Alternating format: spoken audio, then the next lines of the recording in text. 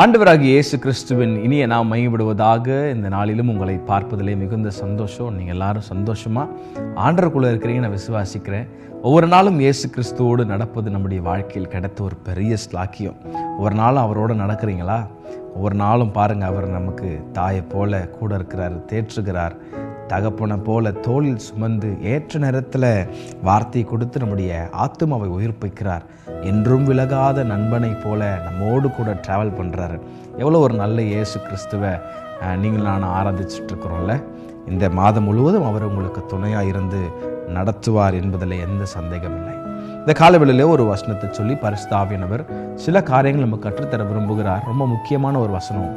என்னோடு கூட சேர்ந்து 2 நாளாகமத்தின் புஸ்தகம் 18ஆம் அதிகாரத்தினுடைய 13ஆம் வசனத்திற்கு நேராக உங்கள் கவனங்களை திருப்பிக் கொள்ளுங்கள். அந்த வசனத்தை உங்களுக்காக நான் வாசிக்கிறேன்.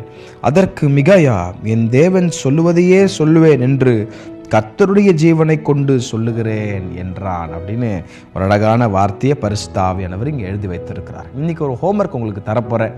இந்த மெசேஜ் கேட்டதுக்கு அப்புறம் இன்றைக்கி உங்களுடைய டிவோஷன் டைமில் இந்த 18ஆம் அதிகாரத்தை 2 நாளாகமத்தினுடைய 18ஆம் அதிகாரத்தை ஃபுல்லாக வாசிச்சிங்கன்னா நான் சொல்ல வர காரியம் உங்களுக்கு புரியும்.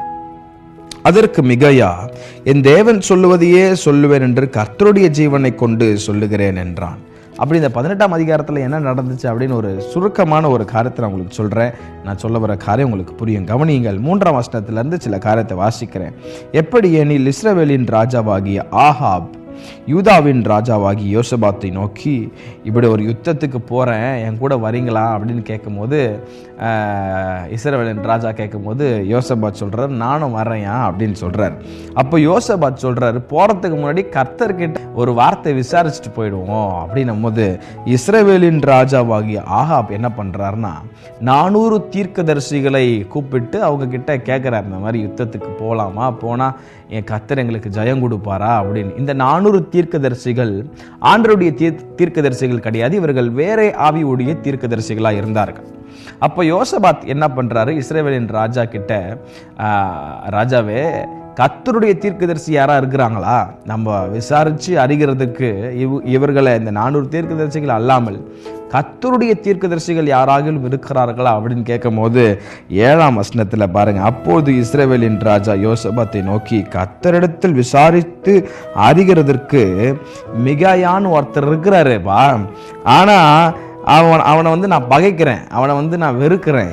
ஏன் அப்படின்னா ரொம்ப முக்கியமான வசனம் பாருங்க, 7ஆம் வசனம். அவன் என்னை குறித்து நன்மையாக அல்ல தீமையாகவே எப்பொழுதும் தீர்க்க தரிசனம் சொல்லிட்டு இருக்கிறான் அப்படின்னு சொல்லும் போது யோசபாத் சொல்றாரு, இல்லை அப்படின்னு சொல்லக்கூடாது, அது ரொம்ப தப்பு ராஜா, நீங்க அவனை கூப்பிட்டு கேளுங்க அப்படின்னும் போது இஸ்ரவேலின் ராஜா ஆள் அனுப்பி மிகாயா என்னும் கர்த்தருடைய தீர்க்கதரிசியை கூட்டு வர சொல்றாங்க. இந்த கூட்டு வர சொன்ன ஆளுங்கெல்லாம் போயிட்டு இப்போ மிகாயா அவரை தீர்க்கதரிசியை கூட்டு வரும் போது அவர்கிட்ட சொல்கிறாங்க, 400 தீர்க்கதரிசிகளும் இஸ்ரவேலின் ராஜாவுக்கு சாதகமாக தான் சொல்லியிருக்கிறாங்க, நீரும் அப்படி எதனா சொல்லியா ராஜாவுக்கு, ஏடா கூடமா எதனா சொல்லி வைக்காத தீர்க்கதரிசியா அப்படின்னு சொல்லும் போது அப்போதான் 13ஆம் அதிகாரத்தில் மிகாயா தீர்க்கதரிசி சொல்கிறாரு, என் தேவன் சொல்லுவதையே சொல்லுவேன். உன் சுயநலத்திற்காக உன்னுடைய இருதயம் விரும்புவதற்காக அப்படி ஒரு தீர்க்க தரிசனம் சொல்லணும்னு எனக்கு அவசியம் கிடையாது. கர்த்தர் என்ன வார்த்தை சொல்றாரோ அதை மாத்திரம் சொல்றதுக்கு தான் நான் இங்க இருக்கிறேன் அப்படின்னு ஒரு ஸ்ட்ராங்கான ஒரு கர்த்தருடைய வார்த்தை அந்த இடத்துல அவன் வைத்தான். இன்னைக்கு பாருங்க, நம்மளும் அப்படித்தான் இருக்கிறோம்ல. இன்னைக்கு நிறைய இடத்துல கடினமான உபதேசம் வந்தா வேற சர்ச்சுக்கு கிளம்பி போயிட வேண்டியது, வேற இடத்துக்கு போயிட வேண்டியது. இதெல்லாம் நமக்கு செட் ஆகாது. இன்னைக்கு நம்மளே ஏமாத்திட்டு இருக்கிறோம் அநேக நேரம். எப்படி இந்த இஸ்ரவேலின் ராஜாவை போல ஏமாத்திட்டு இருக்கிறோம். அந்த பாஸ்டர் என்னுடைய இருதயத்துக்கு ஏற்ற தீர்க்கதரிசனம் சொல்ல மாட்டாரு, நான் விரும்புறது படி தீர்க்க தரிசனம் யாரா சொல்லுவாங்களா அப்படின்னு தான் இன்னைக்கு கூட்டத்தை தேடி ஓடிட்டு இருக்கோம். இது எப்படி இருக்குதுன்னா ஜோஷியம் கேட்கறது போல இருக்கு.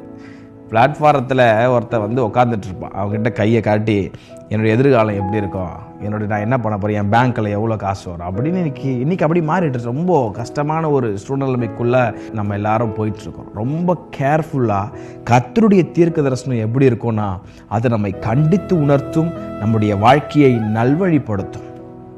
அதுதான் ஆண்டவர் விரும்புகிற ஒரு வார்த்தை, ஆண்டவர் கொடுக்குற வார்த்தை அதுதான். இன்னைக்கு இந்த இஸ்ரவேலின் ராஜா பாருங்க, கர்த்தருடைய தீர்க்கதரிசி மிகாயா அவரை நான் பகைக்கிறேன், ஏன்னா அவர் எனக்கு தீமையாக தான் சொல்லுவாரே தவிர நன்மையானதை சொல்ல மாட்டாரு அப்படின்னு அவரை வெறுக்க ஆரம்பிச்சிட்டான். இன்னைக்கு அப்படி நம்ம போயிட்டோம்னு சொன்னா நம்முடைய வாழ்க்கையில ஒரு பெரிய ஆசீர்வாதத்தை இழந்து கொண்டிருக்கிறோம் என்பதை நான் இந்த இடத்துல தெளிவாய் சொல்லி கொண்டிருக்கேன்.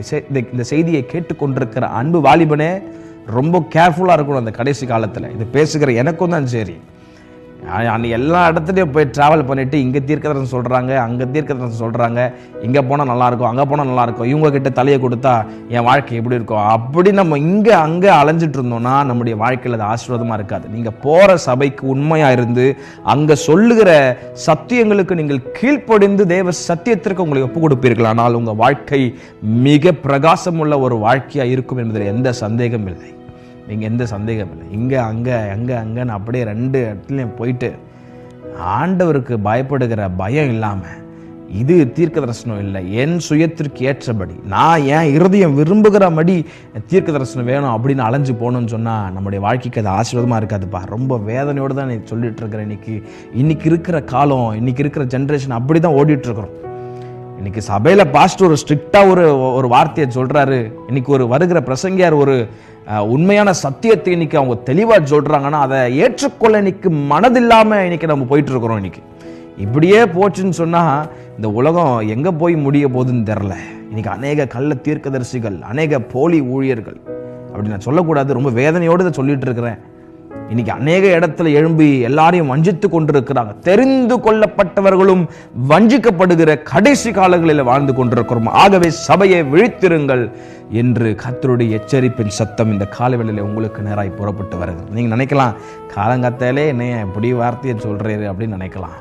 அதே வார்த்தையை சொல்றேன், என் தேவன் சொல்லுவதையே சொல்வேனே தவிர வேற எந்த ஒரு வார்த்தையும் என் சுயமாய் நான் பேச விரும்பவில்லை.